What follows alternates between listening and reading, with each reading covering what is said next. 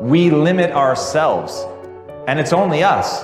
There's nobody else that's doing it to you. You've chosen to adopt those beliefs. And once you push yourself outside of that comfort zone, what becomes possible is absolutely miraculous. What is this limiting belief in my case that I'm not a good person? What does it cost me in my past to think this way? What is it costing me in this present moment to think that I'm not a good person? And here's the kicker. If I don't evolve this, if I don't get deliberate, what is it going to cost me in the future to continue to think that I'm not a good person? And the law of attraction is one that works like this. You get back from the universe, from the world, what it is that you put out there in the world. And if you're putting out there into the world that I am not worthy of attracting something beautiful into my life, that the universe will respond back to you with exactly that message. If I'm lying to you about who I am, or I'm lying to you about whatever, there's no starting point. There's a false reality. You have to create the real reality. It would be better for you to act towards an end that makes everything that's good better. That's the best way to live, to make everything that's good better. And maybe to restrict the development of everything that's malevolent and evil within yourself and in the broader world, insofar as you're able to do that. And so I think that's an expression of love, is that because when you love something, you care for it. And the proper attitude towards being, I think, is care. The best thing about life is tomorrow never happens. Yes? If you just know how to deal with what's now, you know how to deal with your entire life.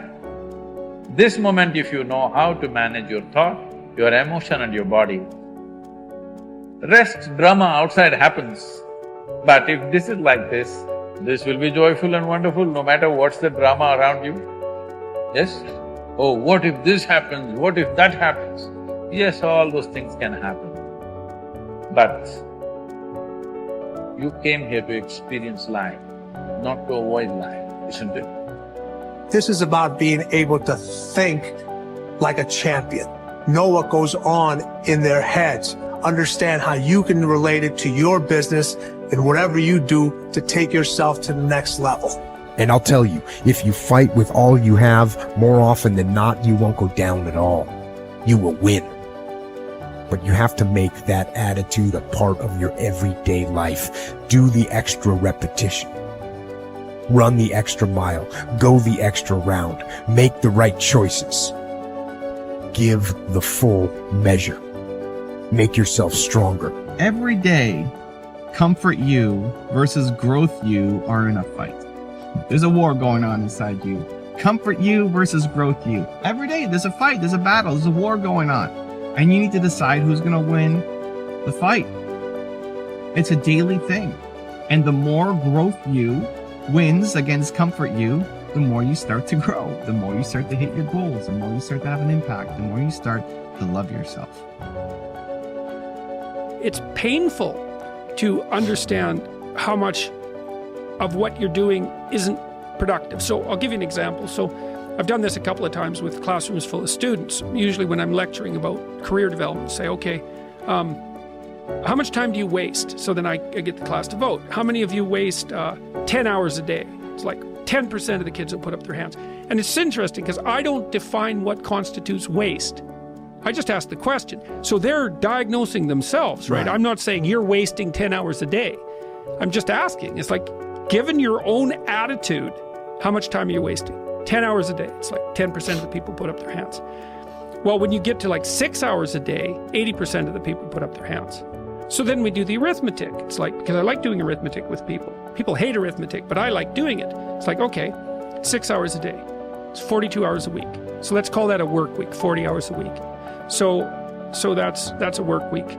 Let's say, what's your time worth? You're a university student. Well, it's certainly worth minimum wage, because obviously, but it's worth way more than that, because if you spend a productive hour when you're 20, then you gain the benefits of that hour for the rest of your life. So there's the compounding effect of time spent when we were young. So I say, well, let's assume your time's worth $50 an hour, which I think is an underestimate, but whatever, let's call it 50. We can call it 25, but we'll call it 50. That's $2,000 a week you're wasting. It's $100,000 a year. It's like, how much better would your life be if you weren't wasting $100,000 a year? It's like, what is that over 40 years? $4 million. It's like, you're rich. You don't even know it. Quit wasting time. By your own definition.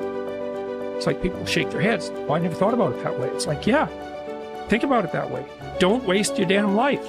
I know I'm a weak man. I know that I am sick. I know that I am not perfect. But if I could have a person who's so much wiser than me, if I could look out into the future and my highest, best, strongest, happiest, boldest self could step into the situation, how would my better self advise me now?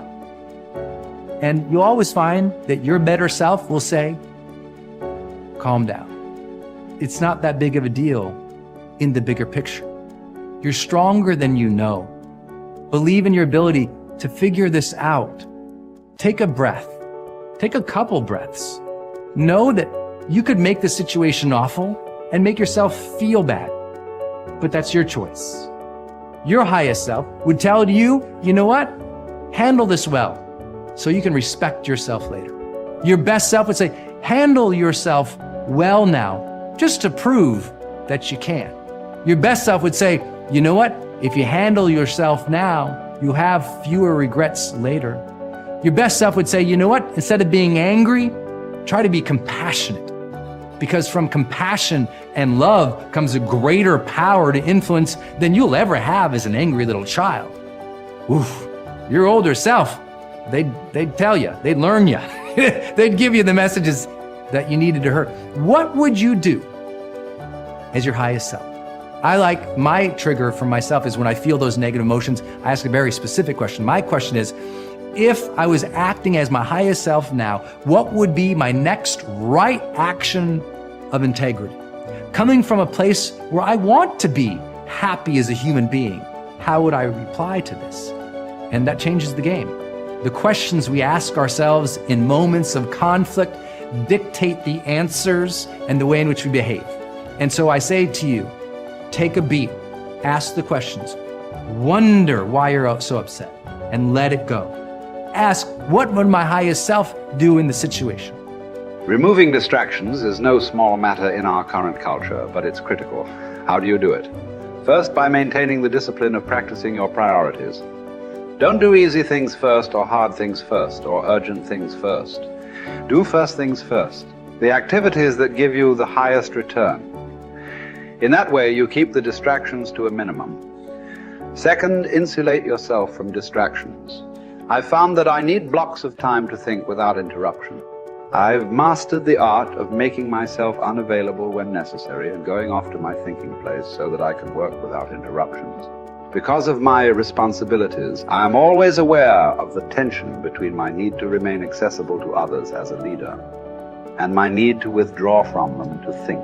The best way to resolve the tension is to understand the value of both activities. Walking slowly through the crowd allows me to connect with people and know their needs. Withdrawing from the crowd allows me to think of ways to add value to them. My advice to you is to place value on and give attention to both. If you naturally withdraw, then make sure to get out among people more often. If you're always on the go and rarely withdraw for thinking time, then remove yourself periodically so that you can unleash the potential of focused thinking. And wherever you are, be there. Once you have a place to think, you need the time to think. Because of the fast pace of our culture, people tend to multitask. But that's not always a good idea. Switching from task to task can cost you up to 40% efficiency. According to researchers, if you're trying to accomplish many things at the same time, you'll get more done by focusing on one task at a time, not by switching constantly from one task to another. Ralph Waldo Emerson, the great transcendental thinker, believed concentration is the secret of strength in politics, in war, in trade, in short, in all management of human affairs. To help me concentrate on the things that matter, I work to keep important items before me. One way is to ask my assistant to keep bringing it up, asking me about it, giving me additional information in reference to it. I'll also keep a file or a page on my desk so that I see it every day as I work. That strategy has successfully helped me for 30 years to stimulate and sharpen ideas. If you've never done it, I recommend that you try it. Take a good look at yourself from time to time to see whether you are actually making progress. That is the most accurate measure of whether you are making the best use of focused thinking. Ask yourself, am I seeing a return for my investment of focused thinking time? Is what I am doing getting me closer to my goals?